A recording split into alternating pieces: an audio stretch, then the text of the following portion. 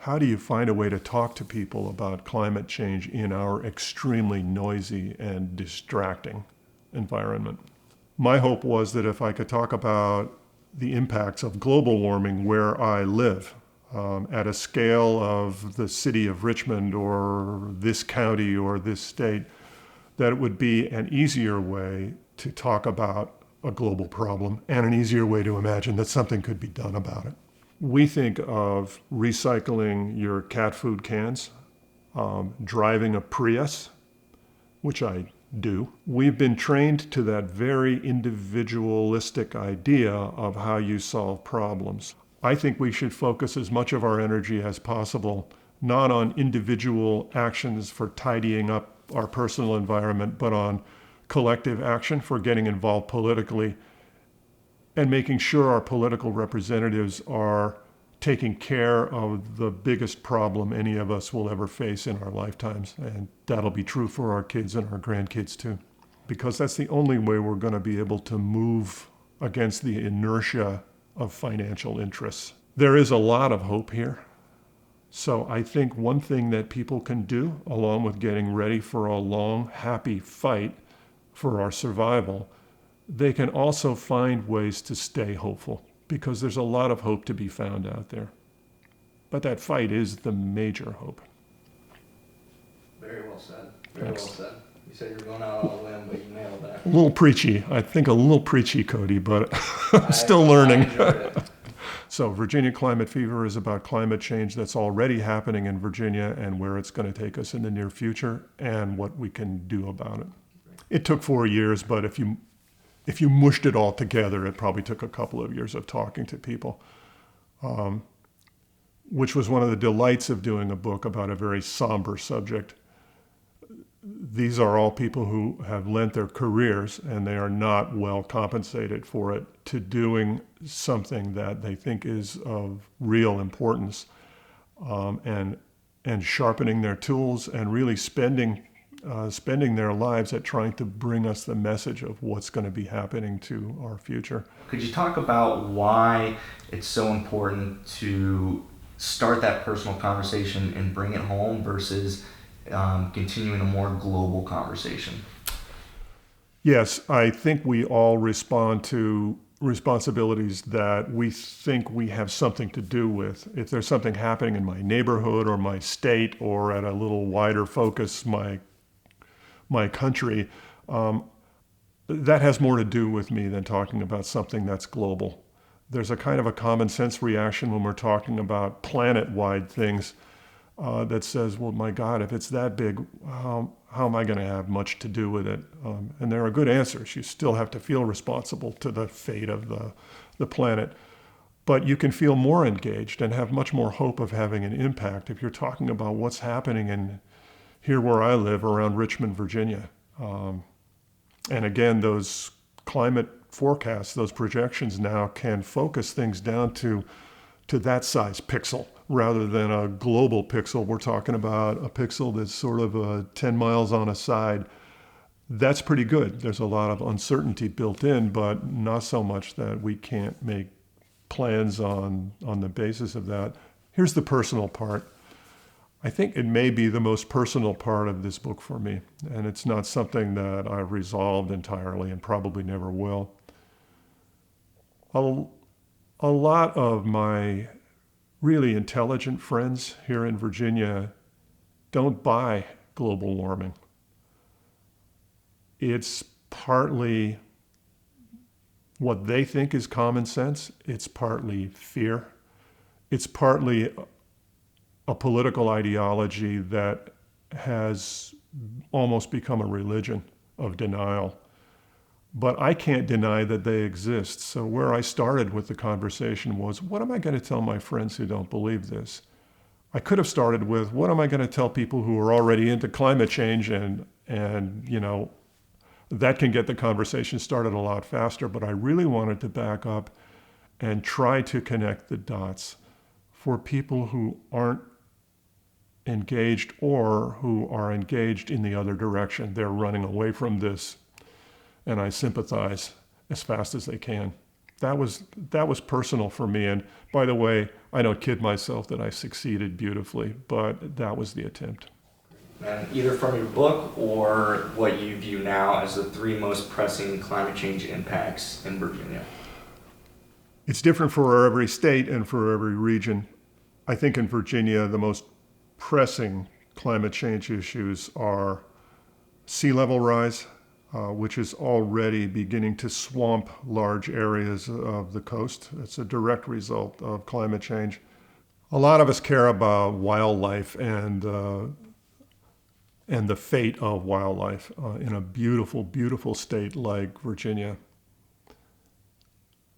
It's interesting as you look into that, how much the fate of wildlife is tied up with our own fate, that their survival isn't just whether we're going to see as many cute, fuzzy creatures in the woods in the future as we do now.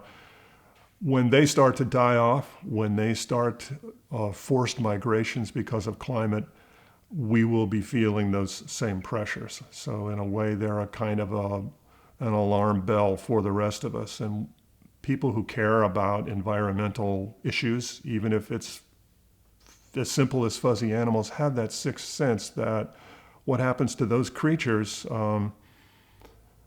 may mean a lot for what happens to us.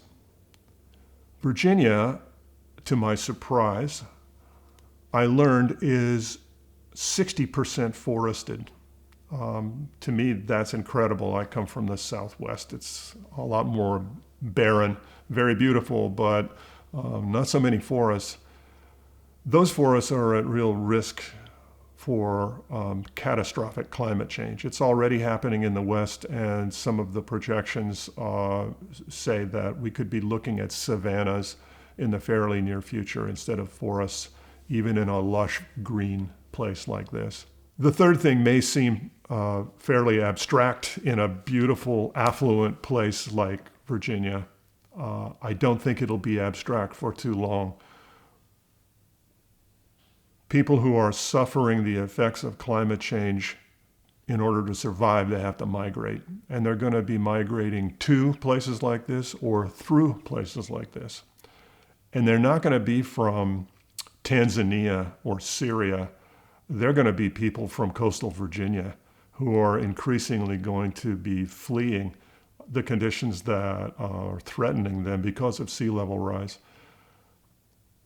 As things warm up, there will be refugees from the rest of the United States, or maybe it's not impossible. It may sound crazy and alarmist.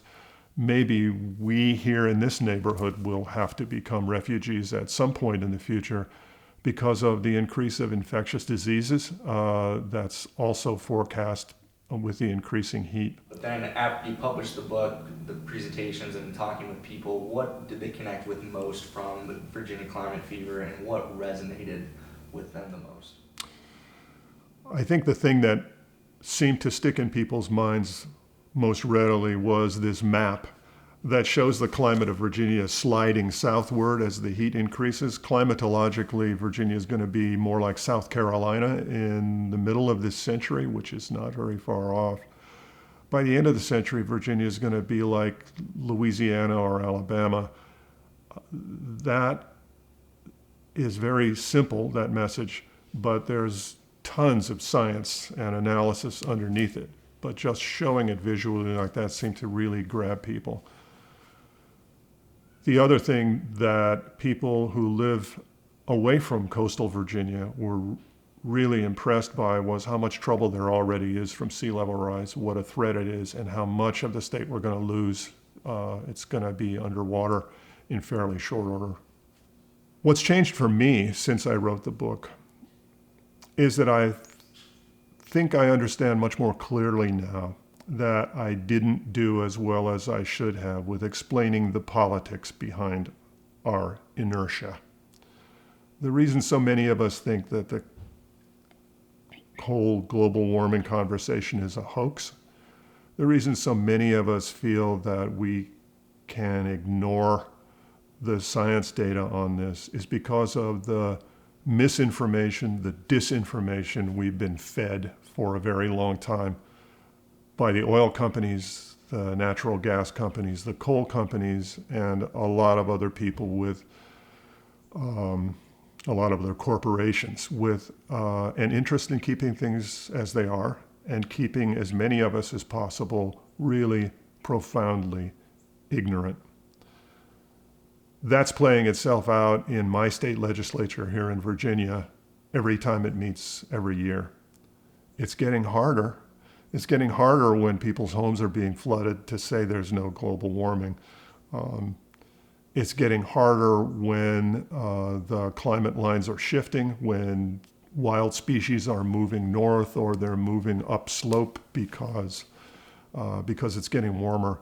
But it's still being done, and it's being done by actually a majority of the legislators in our state house. And then going forward, what does the future look like for you as far as writing on these topics, and whether that ties into the experiences you had writing your most recent books, including this one?